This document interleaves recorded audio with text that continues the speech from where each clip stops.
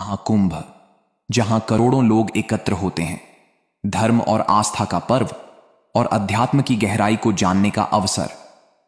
लेकिन क्या आप जानते हैं कि इस पवित्र मेले में एक ऐसा रहस्य छुपा है जो हर बार लोगों को चौंका देता है? जी हां, हम बात कर रहे हैं महिला नागा साधुओं की। ये साध्वियां कौन हैं, कहां से आती हैं और कुंभ के बाद कहां चली जाती हैं? इनका जीवन रहस्यमयी है और इनकी उपस्थिति कुंभ मेले को अलौकिक बना देती है। तो आइए जानते हैं महिला नागा साधुओं का जीवन, उनकी साधना और उनके नागा साधु बनने के कठिन सफर के बारे में।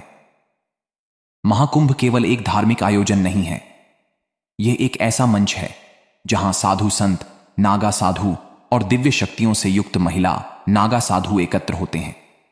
हर 12 साल में आयोजित होने वाला यह मेला लोगों को अध्यात्म से जोड़ता है।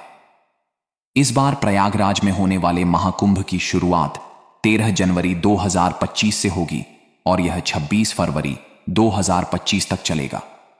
यहां करीब 45 करोड़ श्रद्धालुओं के शामिल होने की संभावना है। लेकिन इस भीड़ में सबसे अधिक ध्यान खींचती हैं महिला नागा साधु। ये साध्वियां केवल महाकुंभ के दौरान लोगों को दिखाई देती हैं।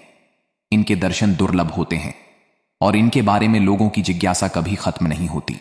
अब सवाल आता है कि ये महिला नागा साधु कहां से आती हैं?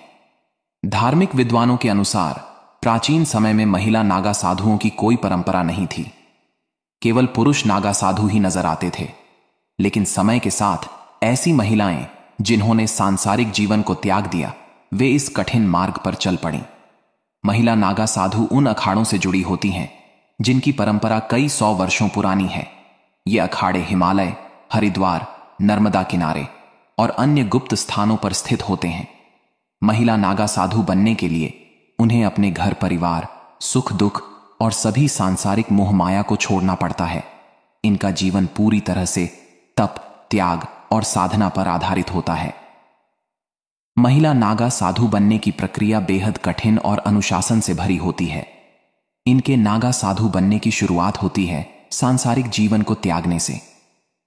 शुरुआत के 6 साल तक ये साध्वियां केवल भिक्षा मांगकर जीवन यापन करती हैं। दिन में केवल एक बार भोजन करती हैं और जमीन पर सोती हैं। फिर जब वे इस जीवन को पूरी तरह अपनाने में सफल हो जाती हैं तो उनका पिंडदान करवाया जाता है। सिर मुंडवाने और तर्पण के बाद उनके गुरु उन्हें नागा साधु की उपाधि देते हैं। इसके बाद के 6 साल वे अपने शरीर और मन को कठोर परिस्थितियों के लिए तैयार करती हैं। चाहे हिमालय की ठंड हो या गंगा किनारे की गर्मी, वे हर स्थिति में तपस्या करती हैं। यही वह कठिन साधना है जो उन्हें नागा साधु बनाती है। महिला नागा साधु कहां रहती हैं? ये साध्वियां अधिकतर गुप्त स्थानों पर रहती हैं। हिमालय की गुफाओं, घने जंगलों या अखाड़ों के विशेष आश्रमों में ये अपनी साधना करती हैं। महिला नागा साधु अपने गुरु, अन्य महिला साध्वियों और अखाड़े के सानिध्य में रहती हैं। वे पुरुष नागा साधुओं से अलग विशेष तौर पर बनाए गए स्थानों पर रहती हैं, जहां अनुशासन और मर्यादा का सख्ती से पालन किया जाता है। महिला नागा साधु एक संगठित समूह में रहती हैं, जहां हर साध्वी को माता या बहन के रूप में संबोधित किया जाता है। इनका जीवन इतना रहस्यमयी है कि लोग अक्सर सोचते हैं कि यह कुंभ के बाद कहां चली जाती है। सच यह है कि कुंभ के बाद ये वापस अपने गुप्त स्थानों पर लौट जाती हैं। वे सांसारिक जीवन से पूरी तरह दूर रहती हैं और केवल ईश्वर की भक्ति में लीन रहती हैं। इनके बारे में कहा जाता है कि इन्हें न सुख का एहसास होता है न दुख का। यही इनकी आध्यात्मिक शक्ति का प्रमाण है। महाकुंभ का सबसे बड़ा आकर्षण है शाही स्नान। क्या आप जानते हैं कि महिला नागा साधु भी इस शाही स्नान का हिस्सा बनती हैं? शाही स्नान के दिन ये साध्वियां अपने अखाड़ों के साथ शोभा यात्रा में शामिल होती हैं। उनके हाथों में त्रिशूल, चिमटा और अखाड़ों के ध्वज होते हैं। शोभा यात्रा के बाद वे शाही स्नान के लिए गंगा, यमुना और सरस्वती के संगम में डुबकी लगाती हैं। इस दौरान उनके द्वारा किए गए मंत्रोच्चार और पूजा से वातावरण दिव्यता से भर जाता है। कहा जाता है कि शाही स्नान के समय ये साध्वियां बुरी ऊर्जा को नियंत्रित करने और सकारात्मकता फैलाने की शक्ति रखती हैं। महिला नागा साधु न केवल आध्यात्मिक शक्ति का प्रतीक है, बल्कि समाज को यह संदेश भी देती हैं कि महिलाएं किसी भी क्षेत्र में पुरुषों से कम नहीं हैं।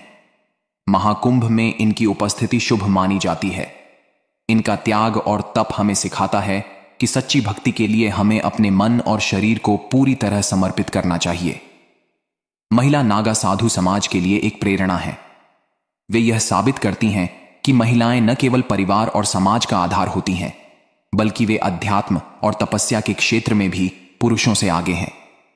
तो दोस्तों, महिला नागा साधुओं का जीवन वास्तव में रहस्यमयी और प्रेरणादायक है।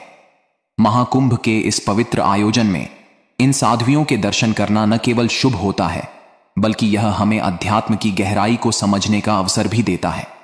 आपके क्या विचार हैं महिला नागा साधुओं के बारे में? क्या आप भी महाकुंभ में इस बार इन साध्वियों के दर्शन करना चाहेंगे? हमें कमेंट करके जरूर बताएं और ऐसे ही रोचक और रहस्यमय विषयों के लिए हमारे चैनल को सब्सक्राइब करना न भूलें।